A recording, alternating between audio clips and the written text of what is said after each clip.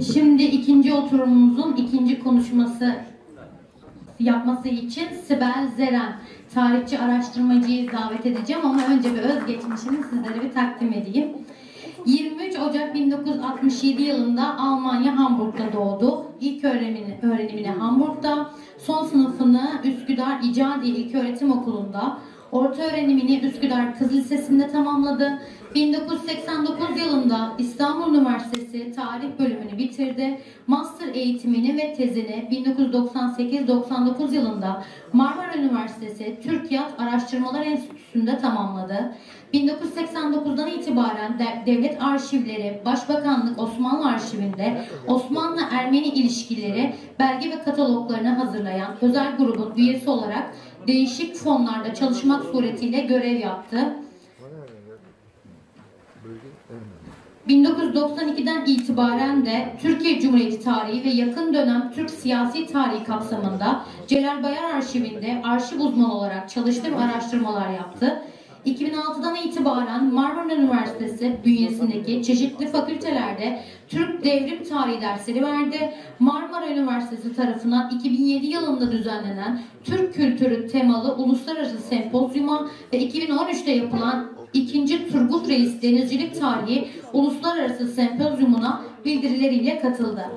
Atatürk İlkeleri ve Devrim Tarihi Tarihçi Kitabevi Yayınları 2010 kitabını yazan yazarlardan biridir. Halen Osmanlı paleografyası uzmanı ve eski vakıflar hukuku uzmanı olarak adli ve teknik konularda çalışmaktadır. 2017'den beri birçok konferansında sunum yaptığı Ön Türk Akademisi'nin bir üyesi olarak da tarih araştırmalarına devam etmektedir. Şimdi bizlerle Amazonlar ve Asil İskit Kızları konusunu anlatması için tarihçi araştırmacı Sibel Zeren'i davet ediyorum.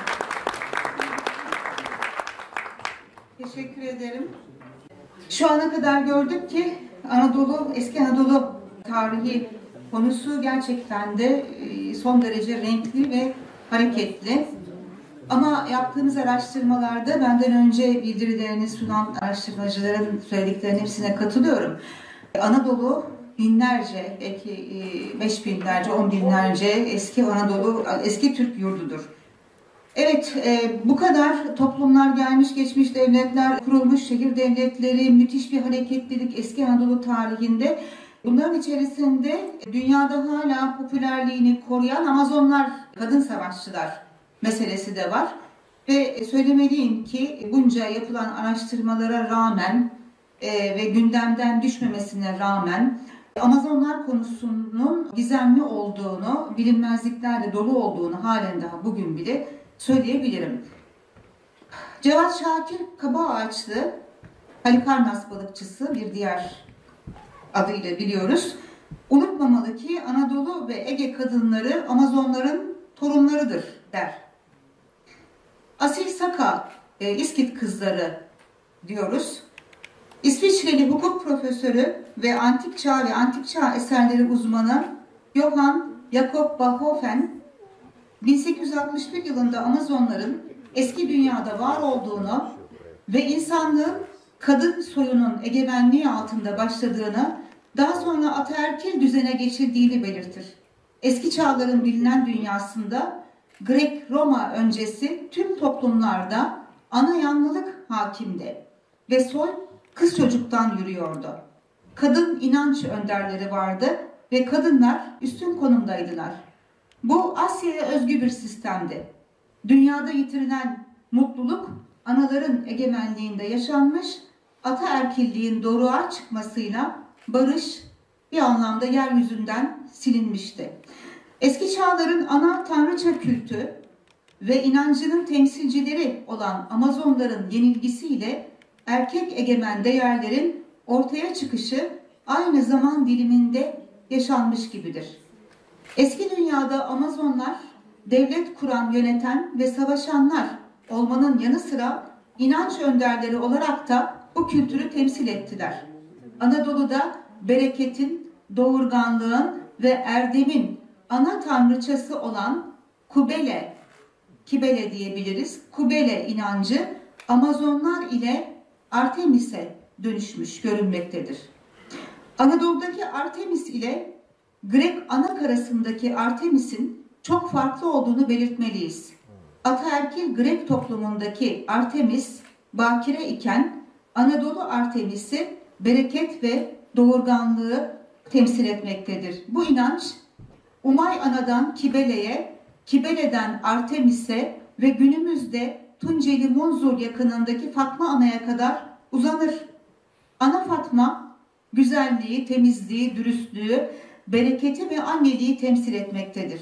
Yörede Fatma Ana'nın sembolü Artemis ve Umay Ana'da olduğu gibi aydır. Tunceli'de insanlar dolunay olduğu zaman ya Ana Fatma seslenişiyle aya yönelip dua ederler. Aynı inanç ritüeli Azerbaycan'da da bulunmaktadır. Amazon sözcüğü Greklerin tanımlamasıyla memesi olmayan, göğüssüz anlamında literatüre girmişse de sözcük kesinlikle Grekçe kökenli değildir. Amazon adını eski Anadolu yerleşim adlarında aramak muhtemelen daha doğru olacaktır. Eski çağ kaynaklarının bazılarında Amazon sarmat topluluklarındaki kadınlarda rahat ok ve yay kullanabilmek için sağ memelerinin dağlandıkları belirtiliyorsa da mozaik resimlerinde, Grek vazolarında, taş kabartmalarda betimlenen Amazon kadın savaşçılarının memelerinin olduğu görülmektedir. Asya'da Amazon savaşçılar ile ilgili pek çok arkeolojik keşif yapan arkeolog, Amerikalı arkeolog Janine Davis Kimball, Asyalı kadın okçuları ve hünerlerini gördükten sonra memenin alınması gibi bir zorunluluğun asla olamayacağını belirtmiştir. Hatti dilinde ama sözcüğü anne anlamına gelmektedir. Hatti eserlerinde Amazon kabartmaları çok yaygındır ve bazı araştırmacılarca Amazonların Hattilerin kadın inanç önderleri oldukları ileri sürülmüştür. Kadın ve anneliği belirten ama ya da ma sözcüklerindeki harflerin yan yana gelmesi Amazon sözcüğünü çağrıştırmaktadır. Anadolu yerleşimlerinde de ama ya da ma biçiminde pek çok yerleşim adı karşımıza çıkmaktadır. Kafkas bölgesinde Amezan olarak seslendirilen Mezane sözcüğü orman ana ya da ay ana anlamındadır. Amazonlar bu durumda ay kızları olmaktadırlar. Amazon sözcüğünü Azzi kavmi ile ilişkilendirenler de vardır. Eski çağ Doğu Anadolu'sunda yer alan Azzi ülkesinde kadınlarının özgür oluşu ile Hattilerin dikkatini çeken bir kavim yaşıyordu. Azziler ya da Azlar veya Aslar. Hattilerde anne anlamına gelen ma ile Azzi'nin birleşiminden Amazon sözcüğüne ulaşılabileceğini belirtenler de vardır. Amazzi yani Azzili kadın, Azzili ana. Türkiye'de Amazonların yaşadıkları yer olarak kabul edilen Orta Karadeniz bölgesinde Amasya, Amasya eski adı ve Samsun, Amissos eski adı, kent adları Amazon adıyla doğrudan ilişkili görünmektedir. Eski çağlarda Samsun bölgesi Amisene olarak bilinmekteydi. Ve Amazonların merkezi Temiskira yani bugünkü Terme kenti ya da Temizkura. Amisen topraklarında bulunmaktaydı. Amisen adının eski Anadolu dillerindeki karşılığı Amissa ülkesi anlamına gelen Amistabana idi. Amistabana sözcüğünün son ekinin ana olması ilginçtir. Eski Ön Asya dillerinde sin, ay demektir. Ve olasılıkla Amisen sözcüğü ay anayı veya ay ana tanrıçasını temsil etmektedir. Atinalı yazar ve hatip Lüziyas, Amazonların yurdu olarak Orta Anadolu ve Batı Anadolu'yu göstermiş, onları Ares'in savaş tanrısıdır. Ares'in kızları olarak tanımlayarak demir zırh giydiklerini ve ata binen ilk insanlar olduklarını belirtmiştir. Eski Grekçe dışında diğer dillere bakıldığında Amazon kelimesi Persler için güçlü kadın ve savaş yapan anlamına gelir. Amazon adının eski Pers dilinde savaşçı anlamına gelen ha-mazon kelimesinden de türemiş olabileceğini belirten araştırmacılar bulunmaktadır. Ermenice'de ise Amazon sözcüğü ay kadın anlamına gelmektedir. Ve bu sebeple Amazonların yarım ay şeklinde kalkanlarının bahsedilen ay kültü ile alakalı olduğu düşünülmektedir. Ayrıca Amazon kelimesi kadın inanç önderi yerine kullanılan isimlerden biridir. Bazı araştırmacılar da Amazon kelimesinin Hint tanrıçası Uma'yı andırdığını belirtirler. Bu sebeple Amazon adının Uma Soona kelimesini çağrıştırabileceğinden bahsederler. Uma Soona, Uma'nın çocukları anlamına gelmektedir. Hintlilere atfedilmiş Uma, gerçekte Türklerin Umay anasından başka bir şey değildir. Günümüzde Amasra olan Amastris'te, eski adı Amastris, Uma'nın kadınları anlamını kazanmaktadır. Ama hecesinin Uma olduğu, stri kelimesinin de kadın anlamında olduğu belirtilir. Eski Fenike dilinde de anneye ama denmekteydi. Eski kaynakların sunduğu bilgilere göre Amazonların yaşadığı bölgeler Asya stepleri, Kafkasya, Trakya, Anadolu Yarımadası'nda Karadeniz ve Ege bölgesiyle Sicilya, Libya ve Libya'dan Atlas Okyanusu'na kadar uzanan bölgelerde. Nil kıyılarından Karadeniz kıyılarına, Asya steplerinden İtalya'ya kadar Amazonların adları ve edimleri sonraları ün kazanmış kentlerin kuruluş tarihleriyle iç içedir. Eski Anadolu coğrafyacılarından Strabon, Geographica adlı eserinde Amazonların yaşadıkları yerin geniş bir ova olan Temizkura, yani bugünkü Samsun Terme olduğunu belirterek buradan Suriye'ye ordular gönderdiklerini yazmıştır.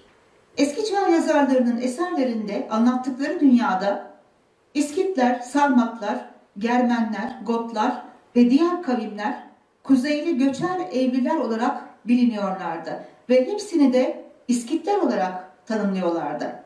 Güneyli toplumlarda Etiyopyalılar ya da Barbarlar, bugün Berberi deniyor, adı altında birleştirilmişti.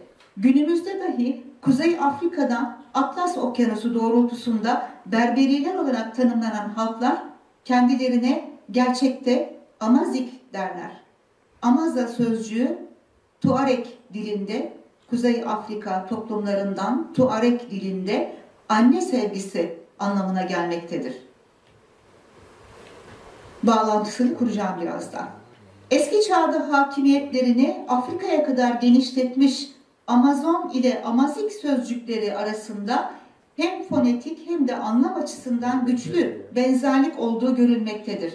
Bugün dünyanın Berberi dediği, kendilerini Amazikler olarak tanımlayan toplulukların gelenekleriyle eski Amazonların gelenekleri arasında inanılmaz benzerlikler vardır ve çok dikkat çekicidir. Kuzey Afrika toplumlarında kadının üstün bir konumu vardı. Kuzey Afrika kültürlerindeki antik yerleşim isimlerinin Trakya, Anadolu ve Doğu Anadolu eski yerleşim alanlarındaki şehir adları ile müziklerinde, folklorlarında güçlü benzerlik tespit edilmiştir. Herodot, Diodor, Apollonius, Justinus, Pliny Elder, Aeschylus, Stephanos, Heziodos, Lysias, Pausanias, Xenofon, Philostorius ve daha da fazlası antik çağ yazarları Amazonlardan bahsetmişlerdir. Homeros destanında M.Ö. 1184 yılında yaşanan Truva Savaşı'nda Amazonların kraliçe Penthesilea önderliğinde hilal biçimli kalkanlarıyla savaştığından bahsedilmektedir.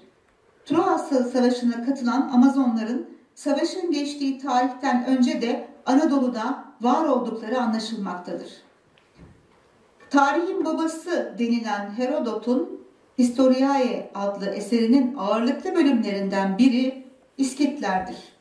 Ve Amazonlar hakkında da ayrıntılı bilgi vermektedir. Amazonlara ilişkin en kapsamlı tanımlamayı adından İskit olabileceğini düşündüğümüz Diodorus Siculus yapmıştır. Sicilyalı Diodorus, İskitlerin Kafkasya ve Azak Denizi tarafından Trakya'ya hatta Mısır'a kadar yayıldıklarını, İskit boylarından bazılarının Asurların baskısıyla Pontus ve Paflagonya'ya göç ettiklerini, diğerlerinin ise Medya ve Tanais yani Don Nehri deltası arasında kaldıklarını ve bunlara sarmaklar dendiğini bildirir.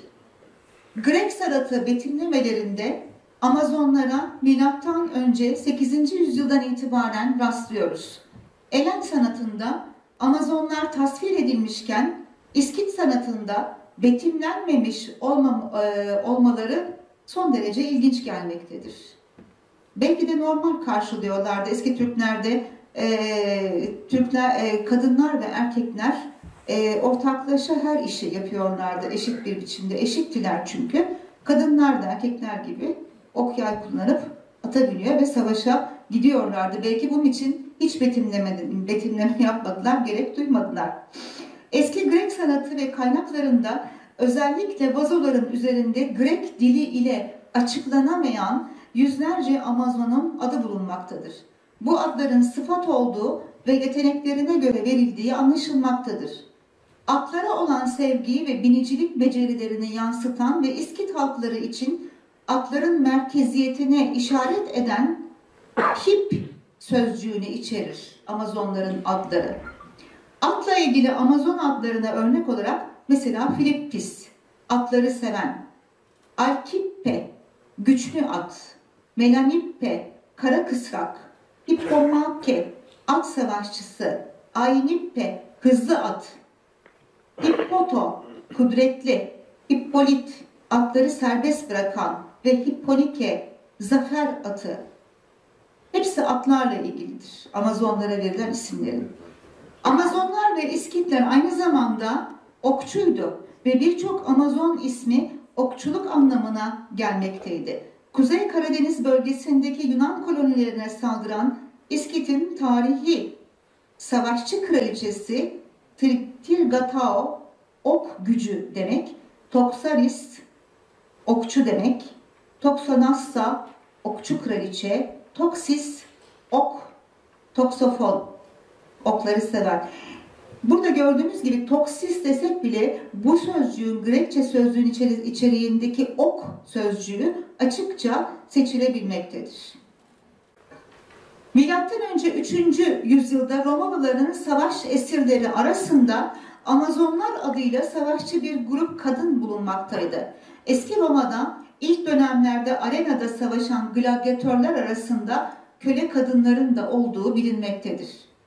Eski çağ konar göçerlerinde erkekler ve kızlar askeri eğitimlerini beraber alırlardı. Özel yetenek gösteren kızlar savaşçı olarak belirlenir ve daha ayrıntılı askeri eğitimden geçerlerdi.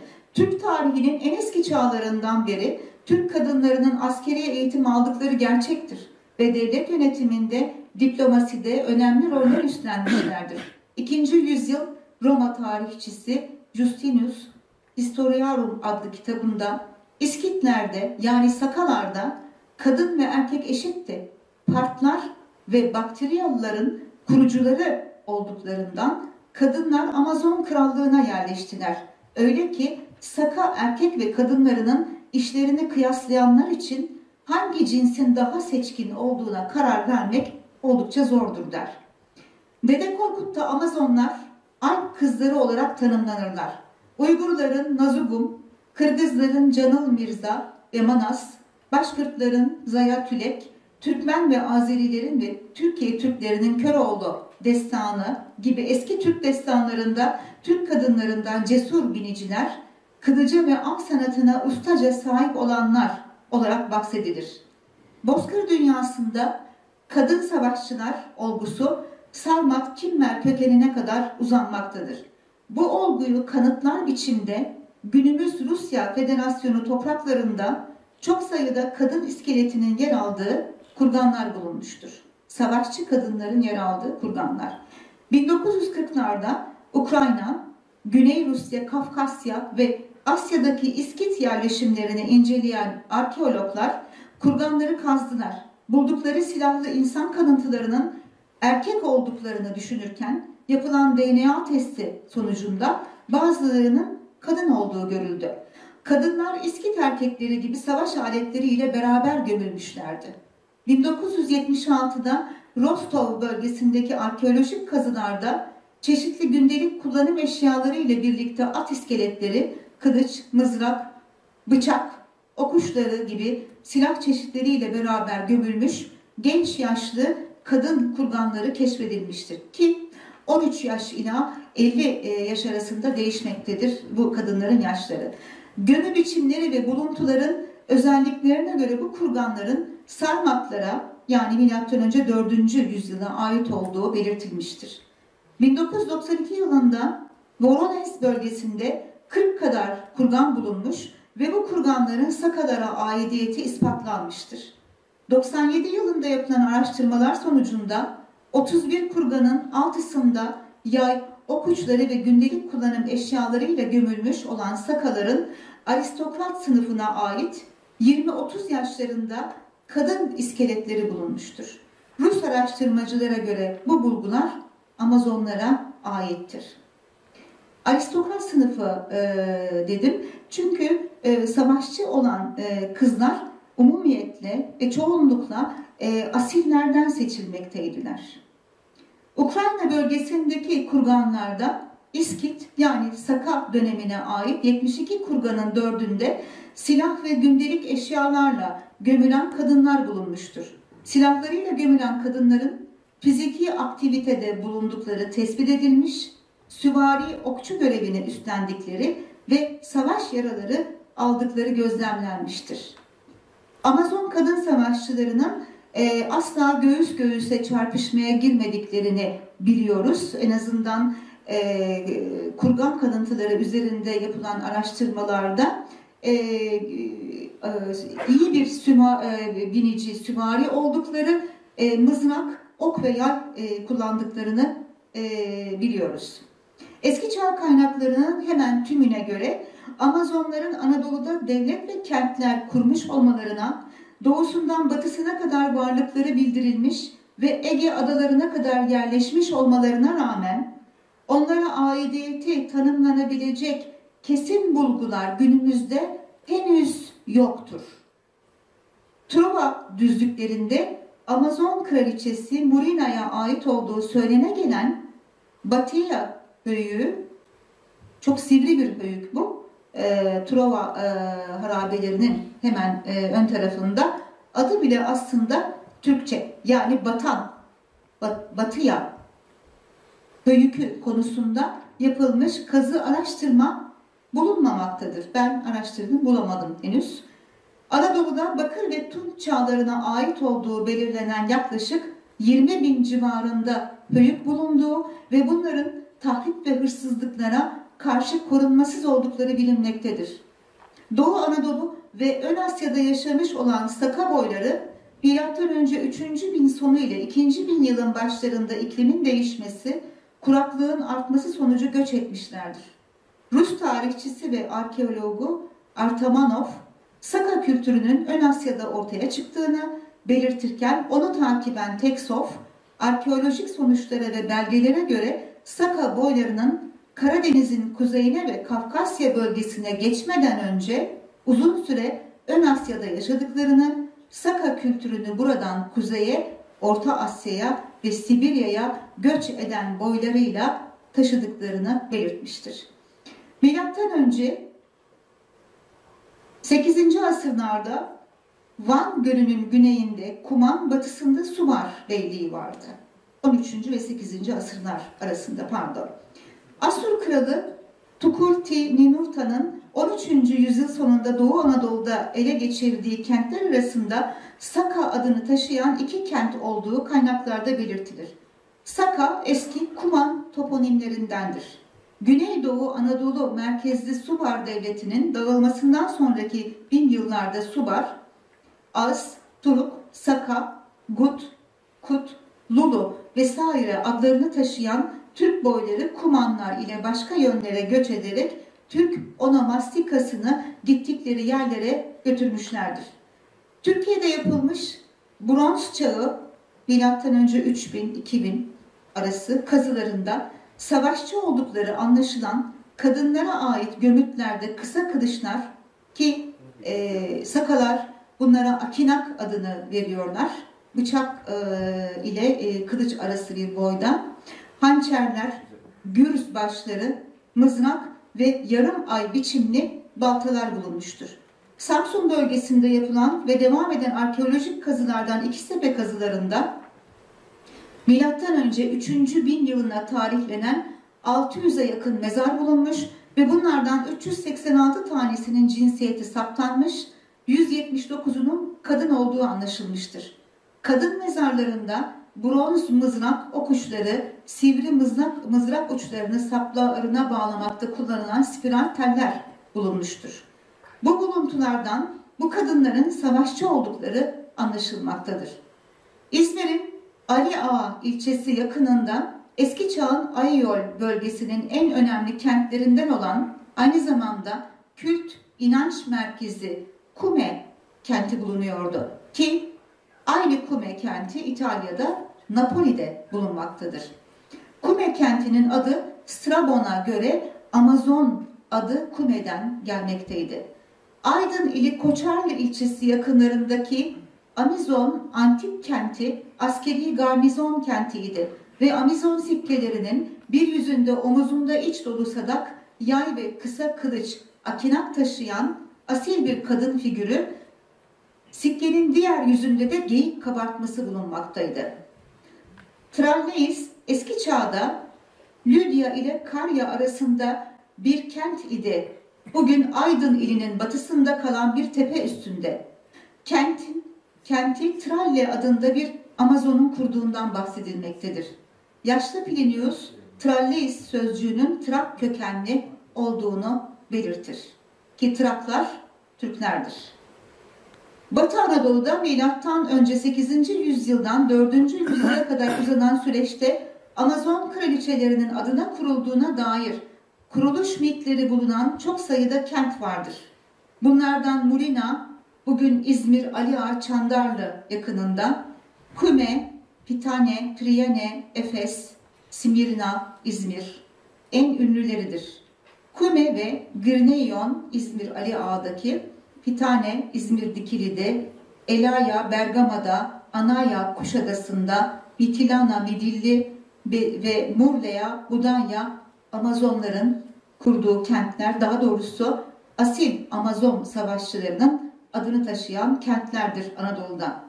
Milattan sonra 2. yüzyılda yaşamış Lidyalı coğrafyacı Pausanias, Amazonların Efes'te Artemis için bir tapınak yaptıklarını yazar. Tapınakta bir Amazon anıtının olduğunu ve burada ana tanrıça Artemis'e kurban sunulduğunu belirtir. Efes'teki kazılarda savaşçı kadınlara ait tanrıça Artemis'e hizmet eden heykelcikler bulunmuştur. Anadolu'nun pek çok yerinde, Ege bölgesi, Doğu, Güneydoğu Anadolu'da ve hatta Mora'da Amazonların betimlendiği taş kabartmalara ve mozaiklere rastlanmıştır. Eski kaynaklar Amazon kraliçesi Murina'nın Libya Amazonlarından olduğunu, ordusuyla Mısır, Arabistan, Suriye'ye geçerek Anadolu'ya geldiğini yazarlar. Kraliçe Murina zamanında Amazonlar Kuzey Afrika, Arap Yarımadası ve Ege bölgesine tamamen hakimdiler. Batı Anadolu kıyılarını alarak kendi adını taşıyan Murina kenti olmak üzere kadın kumandanlarının adını taşıyan Cume, Pitane ve Priene kentlerini inşa etmiştir. Ege adalarına yayılan Murina kumandasındaki Amazonlar Midilli adasını almışlardır. Eski adı Lesbos. Adada Murina'nın kız kardeşi Mütilen adına biri liman kenti olmak üzere 2 kent kurduğu ve Midilli adasına Amazonların yerleştiği belirtilir. Murina'nın Ege adasındaki pek çok ada gibi Samos yani Semadirek adasını da alıp kentler, limanlar kurdurarak bayındır hale getirdiği ve oğullarını da Korubantes veya Korubant adı ile adaya önder olarak bıraktığı yazılmaktadır. Ege Denizi kıyılarında yerleşik yaşama geçen Amazonların savaşçılık yönlerinin zayıfladığı belirtilir. Amazonların egemenliğindeki bölgelerde onlardan kurtulmak isteyen erkeklerden toplanmış birleşik ordu Murina'nın başında olduğu Amazonlar üzerine yürümüş, Amazonlar katledilmiş ve Murina bu savaşta ölerek biraz önce bahsettiğim Troya yakınlarındaki Batıya adını taşıyan tepeye gömülmüştür. Antik çağ kaynakları bunu böyle yazıyorlar. Ege bölgesi Amazonlarının yanı sıra Kafkaslar bölgesindeki Amazonlar Azak Denizi etrafında kendi krallıklarını kurarak biri devlet işlerini, diğeri orduları yönetecek iki kraliçe seçiyorlardı. Kafkas bölgesi Amazonları ilk başta Amazon Nehri yani Don kıyılarında yaşıyorlardı ve nehire daha sonra kraliçeleri Luzippe'nin oğlu Tanais'in adı verilmiştir. Kraliçe Luzippe önderliğinde mükemmel at binicileri olan kadın savaşçılar Kafkas dağlarını aşarak Anadolu'ya girdiler ve Kapadokya'yı aldılar. Kuzeye dönerek Karadeniz kıyılarına yerleştiler ve burada Sinop kentini kurdular. Sinop adının Luzippe'den geldiği de eski çağ kaynaklarınca belirtilen bir husustur. Buradan Doğu Karadeniz bölgesine kadar egemenlik alanlarını genişlettiler. Konar göçer olan ve daima at üstünde savaşan Libya Amazonlarının aksine Karadeniz Amazonları yerleşik yaşama geçip tarım yaptılar. Çeşitli tahıllar yetiştirdiler. Amazon savaşçılarının asil kızları kendilerini askeri talim ve avlanmaya adadılar. At biniciliğini Anadolu'ya öğretenlerin Amazonlar olduğu belirtilir. Anadolu Amazonlarının Marpesya, Lampedo ve Hippo önderliğinde Ege bölgesinde kentler kurdukları, bereket ve doğurganlığın tanrıçası Artemis adına tapınaklar yaptırdıkları yazıdır. Yunan mitolojisinde avcılık, okçuluk ve ay tanrıçası olarak bilinen Artemis, gerçekte İskit, Saka Türk mitidir. Tanrıça Artemis, Bulerofos, Skiris, Kafkasların ve Ege bölgesinde İonya'daki Miletos, yani bugünkü Milet kentinin yerel tanrıçasıydı. Milet kentinde devletin yönetiminden sorumlu olan Skiridae ailesinden dolayı Artemis'e bu ad verilmişti. Bu aile kült yönetiminden sorumlu bir aileydi. Miletliler yapacakları her işi Skiridae ailesine danışırlar ve ana tanrıça Artemis'i rehber kabul ederlerdi. Skiretoylar Grekya'daki Sparta kentinden oldukları belirtilen ancak Spartalı olmayan bir topluluktu.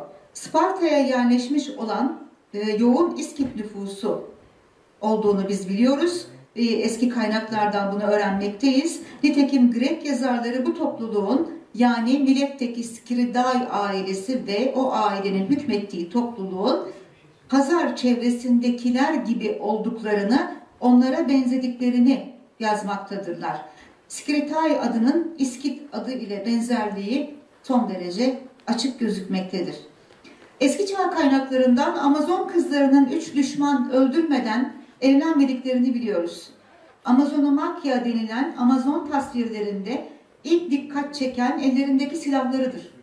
Özellikle Grek vazolarında çizilen Amazon betimlemelerine baktığımızda eski Grek ya da ağır zırhlı, oklu, mızraklı piyadeler olan hoplitler gibi giyinen Amazonların ellerinde kılıç, mızrak, yuvarlak kalkan ve labrus denilen çift başlı balta bulunurken İskit savaşçıları gibi giyinen Amazon süvarileri ellerinde mızrak, yay ve pelta yani yarım ay şeklindeki kalkan taşımaktadırlar. Her iki kıyafet içinde de atlı veya atsız tasvir edilmişlerdir. Amazonlara özgü savaş aletlerinden olan ve Anadolu kökenli bir silah olduğunu söyleyebileceğimiz çift başlı veya çift yönlü labrus denilen balta ve yani pelta adı üzerinde zaten bu Grekçe pelta denmiş ama bunun balta olduğu fonetik açıdan son derece açıkça belli oluyor diyeyim. Hattilerde, Karyalılarda ve Girit'te çok rastlanan bir savaş aleti. Pelta yarım ay biçiminde kalkandır. Sagaris de denilen labrus ki zaten sagaris açıkça Saka adını çağrıştırmaktadır. Çift taraflı balta güç ve egemenlik sembolüdür aynı zamanda. Eski Grek şehir devletlerini İskit askerlerinin koruduğunu biliyoruz ki bunlar arasında İskitlerin kadın savaşçıları olan Amazonların da olduğu görülmektedir. Nitekim Platon ve Sokrates Amazonların Atina başta olmak üzere bütün Grek topraklarına akın etmiş olduklarını belirtirler. Eski Edessa, günümüzdeki Şanlıurfa ili merkezinde Halepli Bahçe mevkiinde 2006-2009 yılları arasında yapılan kazı çalışmalarında ortaya çıkarılan yapılar içerisinde Amazonlar villası bulunmaktadır. 4 Amazon kraliçesinin Melanipe, Termodosa, Hippolyte, Penthesilia'nın aynı panoda betimlendiği dünyada tek örnek Halepli Bahçe mozaiğidir. Mozaik milattan sonra 5. 6. yüzyıllara tarihlenmiştir. Dikdörtgen biçimli panoda Amazonlar aslan ve leopar avlanırken resmedilmişlerdir. Amazonların etrafında ayı, köpek, deve kuşu, keklikin yanı sıra ağaç motifleri de yer almaktadır. Mozaikte Amazonlarda doğulu ikonografik özellikler bulunur. Bunlar Trakya savaşçılarının da kullanmış olduğu biraz önce söylediğim yarım ay biçimli baltalar yani peltalar, İskit savaşçılarının ok, yay ve öne doğru bükülmüş sivri uçlu şapkaları, Akdeniz bölgesi kadınlarının giydiği bir omuzu ve göğsü açıkta bırakan elbise ve Anadolu'ya özgü çift taraflı baltaları ile betimlenmişlerdir. Yakın zamanda Suriye'de Humus kenti yakınlarında 2016 tarihinde sanırım Rastan'da Roma dönemine tarihlendirilen 1300 metrekarelik alanda 120 metrekarelik mozaik döşeme bulunmuştur. Mozaikteki betimlemeler arasında Trova Savaşı ve Amazonların yer aldığı da görülmektedir. Bu bulgu antik çağ kaynaklarında Amazonların Ön Asya'da bulundukları bilgisini doğrulamaktadır. Rasta'nın güneybatısında kalan bugünkü Bet Shean kentinin eski adının Roma döneminde Scutopolis olması bu bölgede İskit Saka varlığına bir başka kanıttır. Bu mozaik buluntusunun Halepli Bahçe Amazonlarından sonra türünün nadir örneklerinden olduğu belirtilmektedir. Son derece iyi korunmuştur zira. Rusya coğrafyasında yapılan arkeolojik kazılarla ortaya çıkarılmış olan kadın savaşçı iskeletlerinin incelenmesiyle bunların antrenmanlar yaptıkları yani yoğun çalıştıkları bilinmektedir. Amazon asil savaşçı kızlarını anlatan Saka destanı Ulumar ve Aygır Kız'da asil kam Amazon kızların eğitim alanları olduğu ve bedensel hareketler yaptıklarının anlatılması, kurganlarda bulunan savaşçı kadınlara ait fiziksel bulgularla birebir örtüşmektedir. Amazonların dünyasında ana tanrıça inancının varlığı ve bu inancın önderleriyle taşıyıcıları olarak kadınların ön planda olduğu, bunların kötülükle mücadeleleri, doğanın diğer canlıları ile iletişim kurmaları, Anadolu'da Artemis Turan olarak bilinen ana tanrıça inancının bileşenleridir. Bu bileşenleri Ulumar ve Aygır Kız destanında da görmekteyiz. Herodot'un Amazonları tanımlayan Oyirpata erkek öldüren demek. İlk hece Oyor'un açıkça erkek olduğunu anlayabiliriz. Pata, bata, Sakar, Saha dilinde bugün bile asmak, saplamak anlamları olan bir sözcüktür. Ulumar ve Aygır Kız destanında geçen uzun saplı kılıcıyla batas ile topu yarmış anlatımındaki batasın kılıç olduğunu anlıyoruz. Batan, batırma işlemini yapan alet, kılıç ile erkekleri kesenler, öldürenler anlamında Herodot Oyirpata yani er vuran, er öldüren anlamında bir sözcük kullanmış. Oyirpata sözcüğünün Herodot tarihinde Grek fonetiği ile yer aldığını göz önünde bulundurmalıyız. Herodot sözcüğün Elem dilindeki karşılığının da erkek öldürenler olduğunu belirtmektedir. Destanda Amazon Kam yani Udagan, asil kızların yaşadıkları yere dair bilgiler vardır. Destanda kışın olmadığı, yazın güzel adaların olduğu, ormanlar ve akarsuların olduğu, hem Karadeniz'in hem de Gökdeniz'in adının belirtildiği bir bölgedir Amazonların yurdu. Destanda aynen şöyle der. Oturdukları yer diyorsan, kışı yok, yazları güzel dünyaları varmış. Kalkıverip koşa giderek Karadeniz suyunla tertemiz yıkanıverdiler. Saraylarına koşarak girdiler.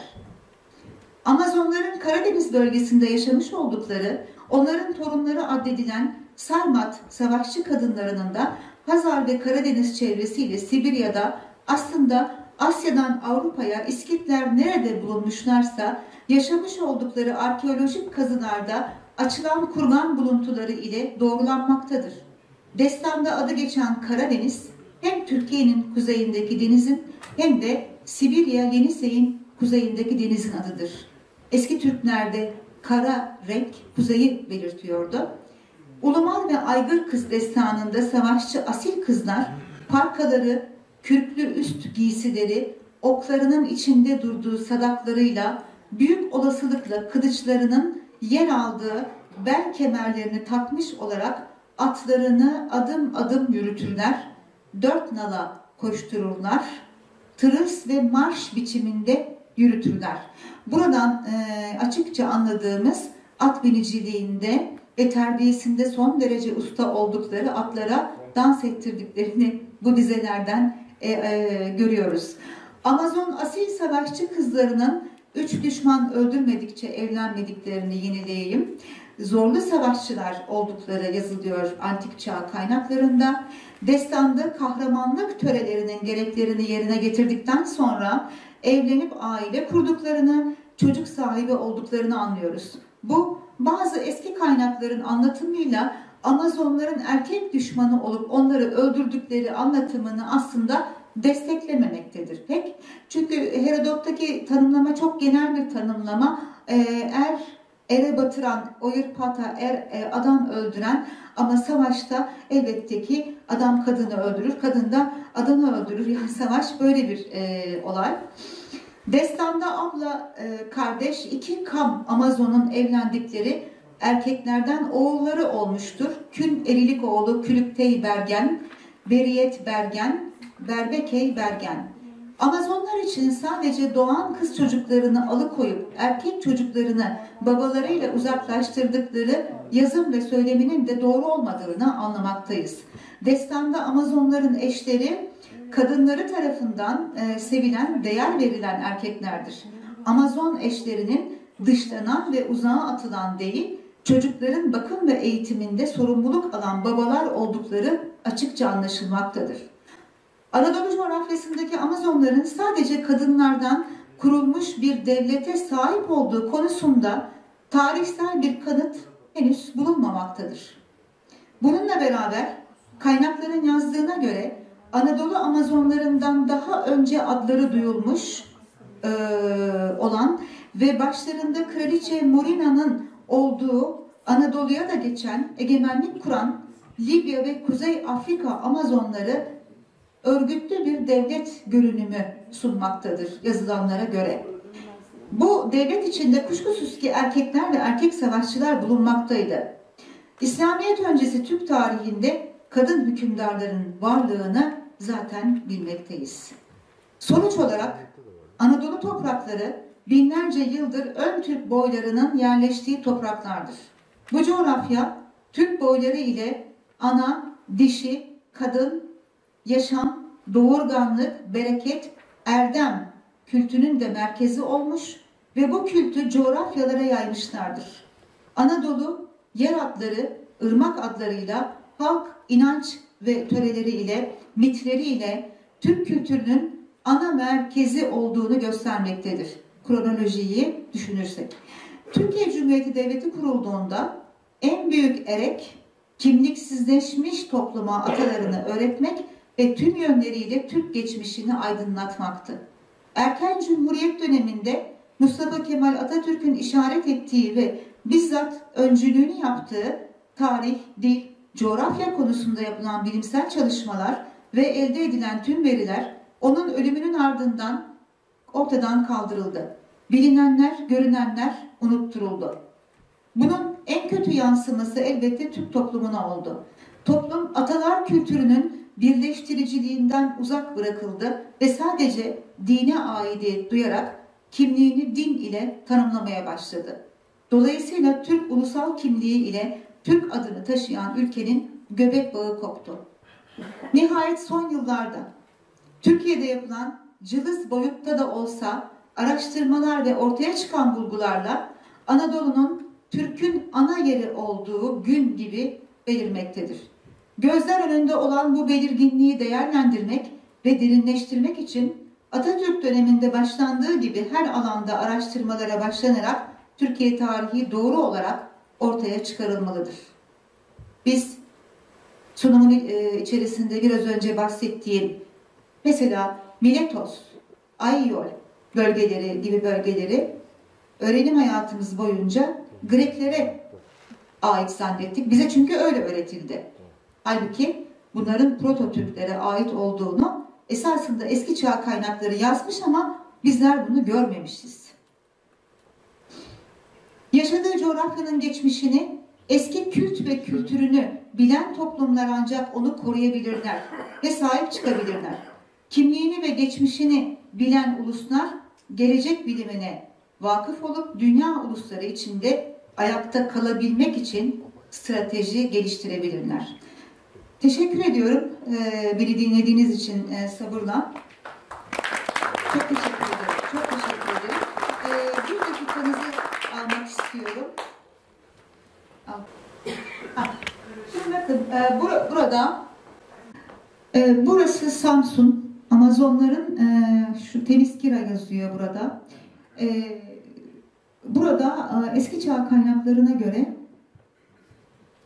çok yüksek burçlu kaleleri, çok savunmaya elverişli kaleleri bulunmaktaymış. Bu Sibirya'nın kuzeyindeki bugün bile adı hala Kara Sea, yani Kara Deniz. Yani White Sea değil, Kara Sea efendim burası. Evet, bu Halepli Bahçe, Şanlıurfa, Edessa'da bulunan mozaiklerden bir görüntü. Halepli Bahçe, Amazon mozaikleri. Burada Melanippe, Amazon atının üzerinde uzun bir mızrak taşıyor. Burada çeşitli köpekler, işte ne bileyim ona pars gibi, leopar gibi hayvanlar, aslanlar var. Hippolit yukarıda. Bu da bir başka Amazon kadın savaşçı. Ağaçlar var. Burada evet avlanıyorlar. Bu Melanippe, Amazon savaşçısı. Daha yakından görüyoruz. Çok uzun bir, aslında bu tarafı mızrak ama bunun bu tarafı çok net görünmüyor fakat o çift başlı labris dediğimiz balta ucu var. Bunun bu kısmı, arka kısmında. Gördüğünüz gibi aslında küpeli, kolyeli, son derece süslü atın üstünde tasvir edilmişler. Başlığı da çok önemli. Onu söylemiştim zaten. Evet, Asya usulü öne doğru düşen keçe, yumuşak keçeden başlıkları var ama burada yeteri kadar sivri yapılmamış. Daha yuvarlak yapılmış. Onu zaten söylemiştim. Evet. Burada yani başlık daha da hani koli gibi yapılmış gördüğünüz gibi. Termodosa, bu da kraliçelerden, Amazon kraliçeleri bunlar, asil kızlar. Ok atıyor. Evet, burada bakın o çift başlı elinde kısa balta bu defa savaşıyor. Biz bu baltaya ana Erkilite'nin hakim olduğu eski çağ Anadolu coğrafyasında Hititler, Etiler ya da Karyalılar, Frikler, bütün uygarlıklarda güç ve egemenlik sembolü, aynı zamanda da kraliyet sembolü olarak da rastlamaktayız. Gördüğünüz gibi burada tek göğsü, memeyi açıkta bırakan, muhtemelen rahat mızrak kullanabilmesi için veya ok atabilmesi için, ama yani göğüsleri dağlanmış değil. Amazon kadın savaşçısının pelerinli bir etek giymiş, kalkanlı bir adamla savaşı gösteriliyor. Bu Suriye'de Rastan'da 2016-17 yılında yeni bulunmuş mozaik. Burada Penthesilea, burada Penthesilea yazıyor. Burada bakın gene sivri konik ve kulaklıkları var. Buradan açıkça aslında görünüyor. Bunun yani İskit başlığı, Saka başlığı olduğunu buradan görüyoruz. Truva Savaşı burada anlatılmış. Ve Amazonlar unutulmamış. Evet, Amazon savaşçılar kabartmalarda görüyorsunuz. Burada gene baltası var ve bakın yarım ay biçimindeki kalkan, buna da pelta demişler. Bu da aslında pelta. Çünkü bunu buradan ortadan ikiye ayırdığınızda bu zaten iki taraflı balta şeklini almış oluyor. Büyüğünü kalkan olarak kullanıyorlar. Tipik yani Amazonların kullandıkları kalkanlar yarım ay biçiminde kalkanlardır. Bu Kütahya'daki Amazonlar lahiti yine üzerinde kadın savaşçılar, burada da göreceksiniz çok süslü bakın. O yarım ay biçimindeki kalkan üzerinde oyuntular var.